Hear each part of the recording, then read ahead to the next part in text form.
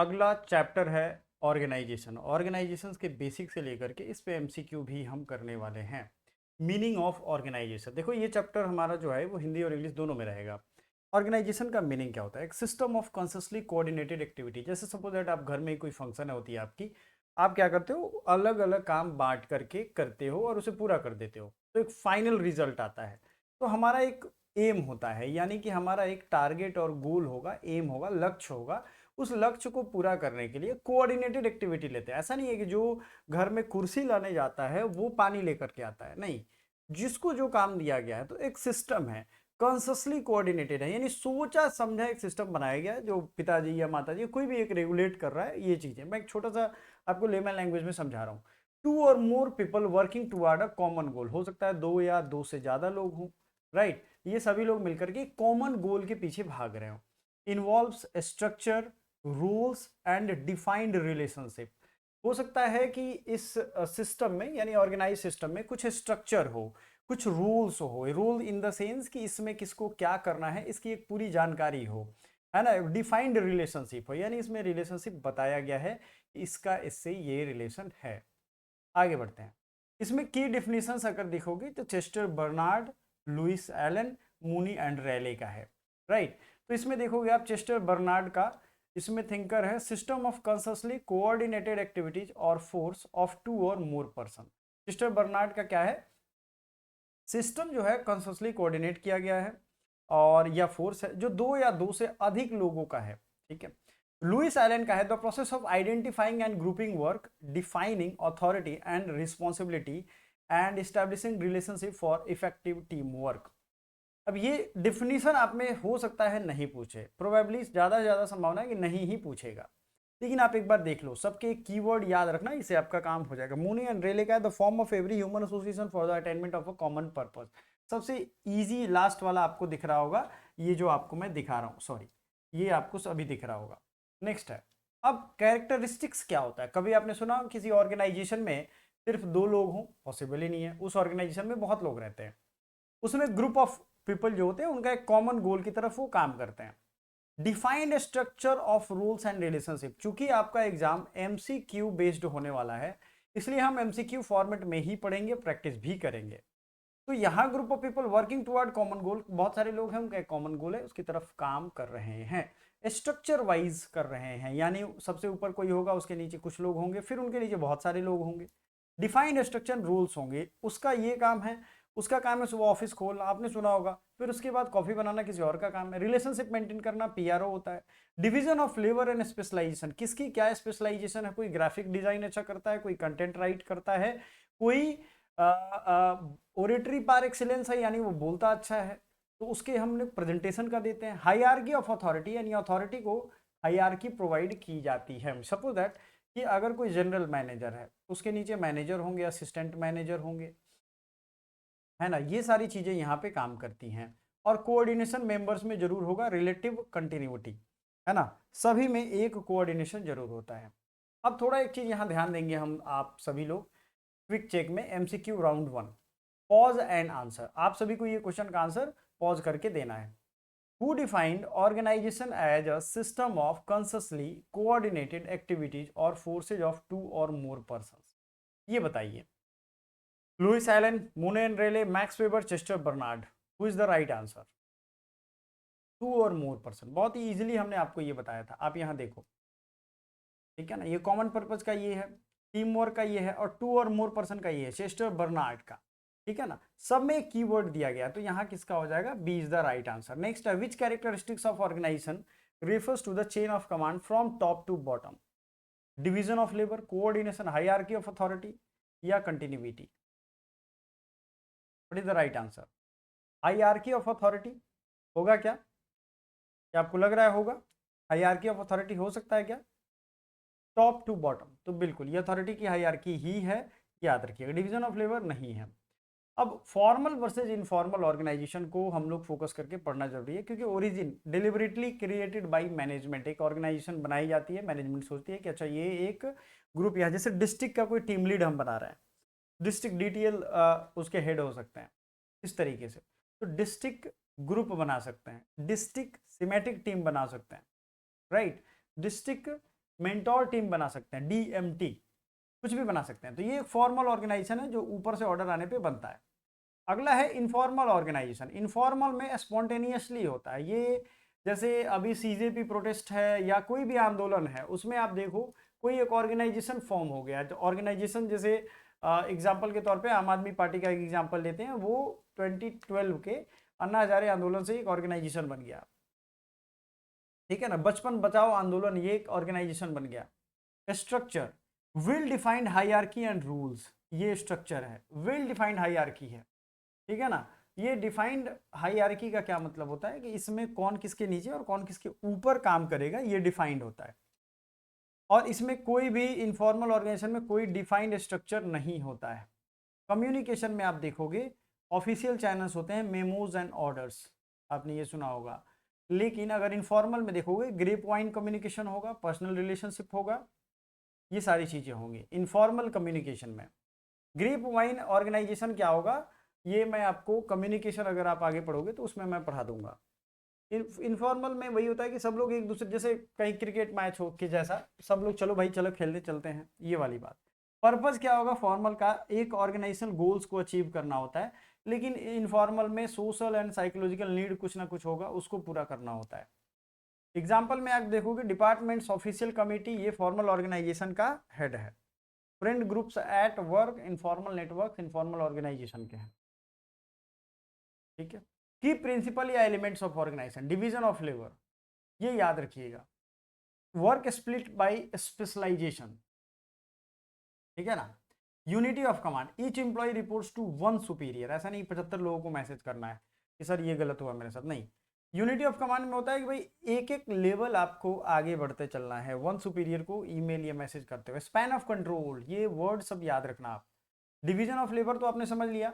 Suppose that किसी एक factory में किसी को बोल्ट कसना आता है, किसी को नट कसना आता है, नट क्रैकर्स नहीं, नट को बोल्ट से ऐड करते हैं, तो वो दोनों स्पेशलाइजेशन अलग है। किसी को सॉफ्टवेयर की स्पेशलाइजेशन है, सॉफ्टवेयर में किसी को कोडिंग की स्पेशलाइजेशन है, ठीक है ना। ये सारी चीजें स्पेशलाइजेशन के बेस पे हमने काम दे रखा है। यूनिटी ऑफ कमांड का मतलब होता है कि हम वन सुपीरियर को एक रिपोर्ट भेज रहे हैं या रिपोर्ट एक वन सुपीरियर को भेज सकते हैं। स्पैन ऑफ कंट्रोल, इसका मैं आपको एग्जांपल दिखाता हूं। इतने सारे स्टाफ हैं, इन सबको एक मैनेजर कंट्रोल कर रहा है, स्पैन ऑफ कंट्रोल है। तो ये मैनेजर यहां बीच में बैठा हुआ है, इसको मैंने M लिख दिया। Number of subordinates manager can supervise, तो 5 लोगों को ये सुपरवाइज कर रहा है। Scalar chain, the formal chain of authority top to bottom, इसको स्केलर कहेंगे। स्केलर वेक्टर आपने पढ़ा होगा ना, स्केलर चेन कहेंगे। कोऑर्डिनेशन तो आप समझ रहे हैं, integrated efforts of different units. मान लो इन पांचों यूनिट में क्या कोऑर्डिनेशन है, कोई ग्राफिक देख रहा है, कोई साउंड देख रहा है, ये सब चीजें यहाँ पे दिखेंगी। Theories of organisation road map के तौर पे आपको याद रखना है। क्लासिकल थियरी में 3 थियरिस्ट हैं, टेलर, फेयोल, हेनरी फेयोल नाम है, एंड वेबर। ये मैं इसलिए कह रहा हूँ क्योंकि ये नाम से आपको डायरेक्टली मैच करने को पूछा जा सकता है। अब इसकी डिटेल भी थोड़ी सी हम लोग पढ़ेंगे, बहुत डिटेल में अभी नहीं जाने वाले हैं, ना आपको जरूरत पड़ेगी, बट ये पहले इसकी बेसिक समझ लो, उसके बाद एडवांस लेवल पे आना है। क्लासिकल थियरी में, थियरी ऑफ ऑर्गेनाइजेशन में अगर आप देखोगे, ऑर्गेनाइजेशन एक चैप्टर में, तो इसमें टेलर है, फ्योल है, वेबर है। नियो क्लासिकल या ह्यूमन रिलेशन में एल्टन मायो है, राइट। एंड मॉडर्न थियरी में सिस्टम एंड कंटिजेंसी अप्रोचेज है। क्लियर है। FW Taylor, father of scientific management इसे कहते हैं, ये VVI है, इंपॉर्टेंट याद रखिएगा। FW टेलर, इसने कहा था साइंटिफिक मैनेजमेंट का जो ये थियरी है, इसने कहा था focus on efficiency through scientific study of work. अब देखो किसी भी फील्ड में इफिशियंसी अगर आपको फोकस करना है, तो साइंटिफिक स्टडी ऑफ वर्क, यानी वर्क जो आप कर रहे हो, काम जो आप कर रहे हो, उसमें इफिशियंसी बढ़ाने के लिए उसकी साइंटिफिक स्टडी करनी है। जैसे मैं आपको एक बताता हूँ, आप जब भी पढ़ने जाते हो तो आपको लगता है यार पढ़ने से ज़्यादा एक कमाल की चीज़ चल रही होगी, यूट्यूब पे देख लेते हैं, या एक अभी आप क्लास ले रहे हो और सोचोगे चलो यार थोड़ा सा वो देख लेते हैं, ये देख लेते हैं, उसको देखते हैं उसके जीवन में क्या चल रहा है। आपके जीवन में सारा बेड़ा गर्क पड़ा है, शुतुरमुर्ग की तरह आपने गर्दन नीचे धंसा रखा है जमीन में, और आप सोचते हो कि चलो दूसरे के लाइफ में क्या पड़ा हुआ है, इसको थोड़ा हम लोग देख लें, ये ताका झाकी चल रहा है, ठीक है, इसमें तो कोई दिक्कत नहीं है। लेकिन इन सब के बीच में एक चीज आपने देखी होगी कि हमेशा हमारा फोकस यही रहता है, तो साइंटिफिक स्टडी आपने की अपने काम की कि नहीं हमारी पढ़ाई तो नहीं हो रही, तो पढ़ाई नहीं होने की आपने 4 चीज़ें नोट करी कि रील्स देखने की वजह से नहीं हो रही है, गर्ल्स को देखने की वजह से नहीं हो रही है, हमने नशा कर रखा है इस वजह से पढ़ाई नहीं हो रही है, और उसकी साइंटिफिक मैनेजमेंट आपने करनी शुरू की कि नहीं इन चीज़ों को दूर करना है। टाइम एंड मोशन स्टडीज इन्होंने सजेस्ट किया था, best way to do a task, ठीक है ना। तो साइंटिफिक मैनेजमेंट टेलर का क्या है, टाइम एंड मोशन स्टडीज, यानी one best way to do a task, differential piece rate system, pay linked to productivity, यानी कोई जितना काम करे, जैसे मान लो आपको 100 काम दिया गया दिन में, ठीक है ना, उसमें से आपने 80% काम किया, 80 काम किया, तो आपको 80% या उससे ऊपर काम किया तो आपको 100% का पैसा दिया जाएगा। अगर 80% से नीचे आपने इफिशियंसी दिखाई तो आपको नहीं दिया जाएगा, 60% का पैसा दिया जाएगा, यानी आपको 100 रुपये की जगह सिर्फ 60 रुपये दिया जाएगा। अब क्लासिकल थियरी में एडमिनिस्ट्रेटिव थियरी फेओल का याद रखिएगा, Henri Fayol, focus on overall management function, ये याद रखिएगा। इसने 5 फंक्शंस दिए थे, planning, organising, commanding, coordinating, controlling. ये बहुत ही इंपॉर्टेंट है आपके लिए। अब इसने 14 प्रिंसिपल्स ऑफ मैनेजमेंट दिए थे। इसका एक और पार्ट अगर हम लोग पढ़ेंगे तो ये पढ़ लेंगे, हालांकि इतना ज़्यादा डिटेल आपको प्राइमरी तौर पे मतलब शुरू में नहीं पढ़ना है।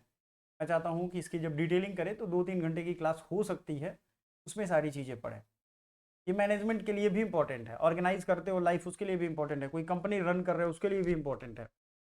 Proposed 14 principles of management, key principles इसमें unity of command, scalar chain and esprit de corps, ये सब है। Is it clear? बिल्कुल। आइडियल टाइप है ये, rational legal form of organisation, basically ये ब्यूरोक्रेसी का कॉन्सेप्ट। ये देखो ऑर्गेनाइजेशन चैप्टर जो है माय डियर, ये ऑर्गेनाइजेशन चैप्टर मैक्स वेबर के किससे रिलेटेड है, ये ब्यूरोक्रेसी से रिलेटेड है, और ये ब्यूरोक्रेसी को ही इसने ऑर्गेनाइजेशन का नाम दिया था। मतलब सीधा समझो आप, ब्यूरोक्रेसी जो आज आप देख रहे हो IAS PCS या जो भी कैडर हैं, उन सबको ऑर्गेनाइज अगर नहीं किया जाए तो काम खत्म हो जाएगा फिर देश का। तो ये एक आइडियल टाइप इसने सिचुएशन रेडी की थी, rational legal form of organisation की बात की थी, hierarchy of authority and clear division of labour, ठीक है ना। अथॉरिटी की एक हायरार्की होनी चाहिए और डिवीजन ऑफ लेबर भी क्लियर होनी चाहिए। Formal written rules and procedures, clear है ना। क्लासिकल थियरी में क्या हो जाएगा, formal written rules and procedures. ये ब्यूरोक्रेसी में आप देखते हो, अगर रिटन आपने कंप्लेन कर दी तो उसका एक्शन होना है, उसके रूल्स एंड प्रोसीजर क्लियर होने चाहिए, फॉर्मल होना चाहिए, इम्पर्सनालिटी एंड मेरिट बेस्ड अपॉइंटमेंट या प्रमोशन होना चाहिए। ऐसा ना हो कि भाई कोई हमारा जान पहचान का हो तो हमने उसको लगा दिया, ये होता है ना, करप्शन के आरोप लगते हैं, आपने तो देखा होगा किसको लगाते हैं। अच्छा, करप्शन आदमी किसके लिए करता है, अपनों के लिए करता है या जो पैसा देता है उसके लिए करता है। या मेरिट बेस्ड अपॉइंटमेंट या प्रमोशन होने चाहिए, formal written rules and procedure होने चाहिए। आप ऑफिस में जाओगे तो आप जनता के लिए जो चीज़ें हैं वो लिखी हुई रहती हैं, या किसी गवर्नमेंट अस्पताल में जाओगे तो सारे फॉर्मल रूल्स एंड प्रोसीजर्स लिखे रहते हैं। उस ऑफिस में सारे हायरार्की ऑफ अथॉरिटी डिवाइड है। आपने ये नहीं देखा कलेक्टर के सबसे नीचे स्टाफ कितने सारे हैं, ऐसा ना हो कि उसके ऊपर कोई है, कौन किसके ऊपर है पता ही नहीं चल रहा है। क्लियर डिवीजन ऑफ लेबर होना चाहिए। आइडियल टाइप होता है बेसिकली कि जैसे आप कहीं जाओ, उस आपने कंप्लेन की और आपका सुलझाव हो गया, वैसा पॉसिबल नहीं है, बट ये इन्होंने एक formal legal form of organisation का रैशनल थिंकिंग प्रस्तुत किया था मैक्स वेबर। तो मैक्स वेबर की ब्यूरोक्रेसी, क्लासिकल थियरी में एडमिनिस्ट्रेटिव थियरी है हेनरी फेओल, और ये इन्होंने ओवरऑल मैनेजमेंट फंक्शन को दिया था। बेसिकली 5 फंक्शंस हैं, planning, organising, commanding, coordinating and controlling. तो POC, ये याद रखिएगा, POC, planning, organising, commanding, coordinating and controlling. ये 14 प्रिंसिपल ऑफ मैनेजमेंट भी इन्होंने दिया था। इसमें कुछ प्रिंसिपल्स हैं, यूनिटी ऑफ कमांड है, स्केलर चेन है, स्प्रिट डे कॉप्स है जो यहाँ पे अवेलेबल है। अगला है, who is known as the father of scientific management and which of the following is not a feature of Weber's bureaucracy. Pause and reflect, ये आप इसको आंसर कर सकते हो। फादर ऑफ साइंटिफिक मैनेजमेंट किसको कहते हैं, आप सोच के बताओ। क्या मेयो हैं? अभी हमने पढ़ा था father of scientific management FW Henry, sorry Taylor, FW Taylor. Which of the following is not a favourite of Weber's bureaucracy. Hierarchy of authority, merit based appointment, formal written rules, personal favouritism in decision. क्या personal favouritism किया जाएगा, ये इसको पसंद है, not पूछा जा रहा है, यही राइट आंसर है। Based on Hawthorne studies, neo classical है, human relation theory, Elton Mayo का है, ठीक है ना। इसने फोकस किया, Hawthorne study shifted focus from mechanical efficiency to human factors. Productivity rises when workers feel valued. Productivity कब राइज होती है, जब वर्कर को फील होता है कि वैल्यूड है हम। अब आप देखो इसको क्या होता है, जनरली क्या होता है, आपने किसी को काम पे रखा है या घर में नौकरानी है या कुछ लोग हैं, जनरली क्या होता है वहाँ पे, उसको लगता है कि ये हमारे साथ अच्छा व्यवहार नहीं कर रहा है, हमें हमेशा डांट रहे हैं, उसको बोलो कि वाह दीदी क्या आपने अच्छा काम किया, आज तो चमक रहा है घर, बढ़िया है, तो उसको लगता है कि यार अच्छे से और काम करना चाहिए, क्या बात है सर तो तारीफ कर रहे हैं, बट आप डेली उसको डांटो तो वो लगेगा यार छोड़ ही देते हैं, ये क्या कर रहे हैं, फालतू काम है। उसको हाउथॉर्न इफेक्ट कहते हैं। Productivity rises when workers feel valued, based on Hawthorne studies, Hawthorne ने स्टडीज की थी और इसने मैकेनिकल इफिशियंसी को टू ह्यूमन फैक्टर्स को मतलब फोकस को शिफ्ट किया था, ठीक है। देखो मैकेनिकल इफिशियंसी यानी आपको काम करने की, जो मैकेनिक्स आप हाथ से उठाते हो या मशीन काम करता है उसकी इफिशियंसी है, लेकिन उसके ह्यूमन फैक्टर्स बहुत सारे हैं। जैसे आपकी प्रोडक्टिविटी बहुत चीज़ों पे डिपेंड करती है, आप किस चीज़ को कितना प्रोडक्टिव लेते हो, फर्स्ट प्रायोरिटी क्या सेलेक्ट करते हो, आपके लिए प्रायोरिटी आपका हेल्थ है और आप किसी और चीज़ के पास पीछे पागल हो। Highlighted importance of informal groups and morals, moral boosting होती है ना आर्मी का, आप देख लो आर्मी की भी इतना अच्छे से काम करती है। मैं गया था एसएसबी इंटरव्यू देने, तो एसएसबी इंटरव्यू देने में जो हमारे सर्टिफिकेट्स डॉक्यूमेंट्स चेक होते हैं वहाँ, जैसे ही आप एसएसबी इंटरव्यू में जाओगे फर्स्ट ऑफिस में जो आपका विजिट होगा, तो वहाँ आपका वो डॉक्यूमेंट चेक करते हैं कि ये जो बंदा आया है उसके डॉक्यूमेंट सही है कि नहीं। आप यकीन नहीं करोगे, आपके डॉक्यूमेंट 1 मिनट के अंदर चेक हो जाते हैं, वेरीफाई 100%। पकड़े जाओगे तो मुश्किल ही हो जाएगी अगर आपने डुप्लीकेट सर्टिफिकेट लिया है तो आपके हाथ में बोलते हैं कि ऐसे रखो मैं देख रहा हूँ सब, ये चीज़ें होती है। Highlighted importance of informal groups and morals, is it clear. Organisation viewed as a open system, modern theory कहता है ये, ठीक है ना। सिस्टम अप्रोच क्या कहता है, ये एक ओपन सिस्टम कहता है, इसमें साइकिल होता है, इनपुट प्रोसेस आउटपुट फीडबैक। अगर आप किसी भी काम को करते हो तो पहले क्या करते हो, कंप्यूटर हो या ऑर्गेनाइजेशन हो या ह्यूमन एफर्ट हो, इनपुट प्रोसेस करते हो, आउटपुट देते हो, फीडबैक लेते हो, और हम कोशिश करते हैं कि इंटरडिपेंडेंट सब सिस्टम हो और इन्वायरमेंट से एडेप्टेशन हो हमारा, ठीक है। इसमें मॉडर्न थियरी है ये। मॉडर्न थियरी में कंटिजेंसी अप्रोच होता है, no single best way to organise it depends, कोई भी एक सिंगल अप्रोच सभी पे काम नहीं करेगा, ये डिपेंड करेगा कि आप कौन सा अप्रोच अपना रहे हो। Structure should fit environment technology and size. Mechanistic structure में स्टेबल इन्वायरमेंट होना चाहिए, ऑर्गेनिक स्ट्रक्चर में रैपिडली चेंजिंग इन्वायरमेंट होना चाहिए, ठीक है ना, ये याद रखना। मैकेनिकल स्ट्रक्चर क्या हो जाएंगे, mechanistic, sorry mechanically mechanistic, stable environments organic structure में जो बदल रहे हैं बार बार। Structure should fit environment technology and size. अब थियरीज एट अ ग्लांस हम लोग एक बार देख लेंगे। मैंने आपको बार बार कहा है कि मेरी क्लासेज में मैं उतना ही पढ़ाऊंगा जो आपके लिए इम्पोर्टेंट है, और आप सिलेबस कंप्लीट करो और अच्छे से करो, तरीके से करो, ठीक है ना, ये ध्यान रखना है। आप में से जो भी स्टूडेंट होंगे हमारे पेड बैचेज ज्वाइन करना चाहते हैं वो हमसे संपर्क कर सकते हैं हमारे व्हाट्सएप नंबर पे, उनको पूरी डिटेल कंप्लीट चीज़ें कंप्लीट जो डेमो है वो सारा कुछ हम शेयर कर देंगे, वो देख सकते हैं, ओके। तो एक बार थियरी देख लो। क्लासिकल में Taylor Henri Fayol and Weber है, economic being formal structure efficiency. New classical या ह्यूमन रिलेशंस में एल्टन मायो हैं, और ये social being moral group and motivation इनका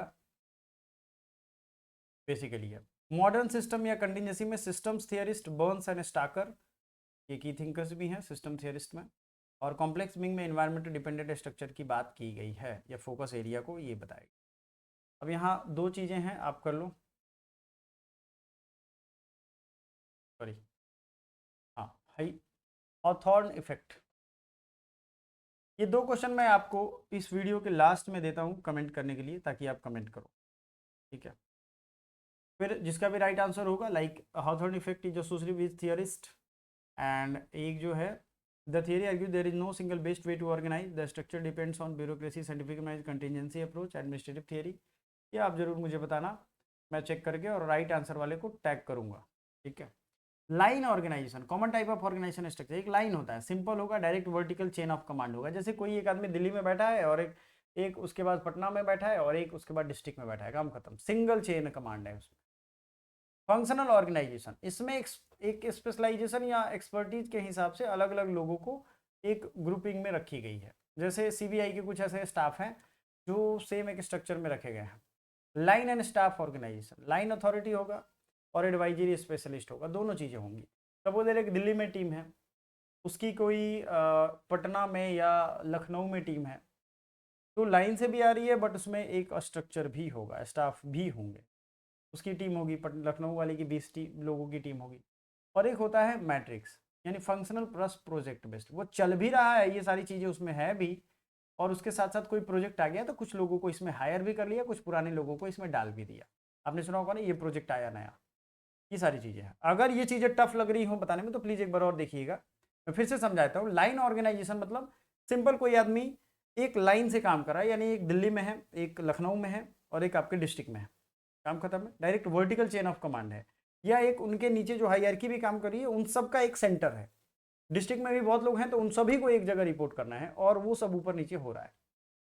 फंक्शनल ऑर्गेनाइजेशन में स्पेशलाइजेशन या एक्सपर्टीज है अलग अलग लेवल की। जैसे कोई कोर्ट में आप जाते हो तो कोई टाइप कर रहा है, कोई लिख रहा है, कोई जजमेंट दे रहा है, तो अलग अलग चीज़ें हैं, सबकी अपनी अपनी एक्सपर्टीज है, स्पेशलाइजेशन है।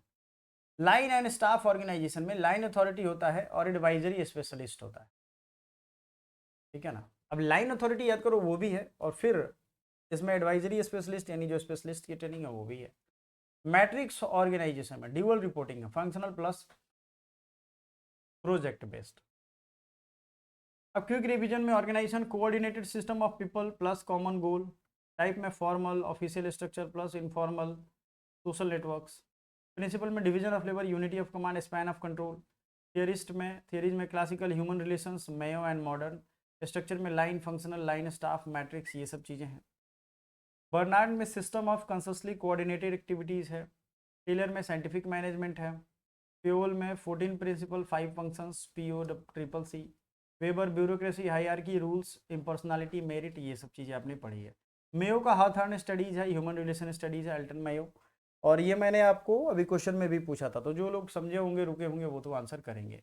बर्न्स एंड स्टाकर में अगर देखोगे मैकेनिस्टिक वर्सेज ऑर्गेनिक स्ट्रक्चर की बात यहाँ की थी। ऑर्गेनिक जो बदलता है, मैकेनिस्टिक मतलब जो स्टेबल रहता है।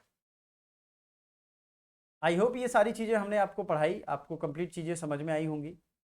उम्मीद करता हूँ कि ईच एंड एवरी इन्फॉर्मेशन आप सभी के पास पहुँच रहा होगा। कोई भी क्वेरी हो, कुछ भी हो, आप हमसे कांटेक्ट कर सकते हो। चैनल सब्सक्राइब कर दिया होगा आपने। Thank you so much.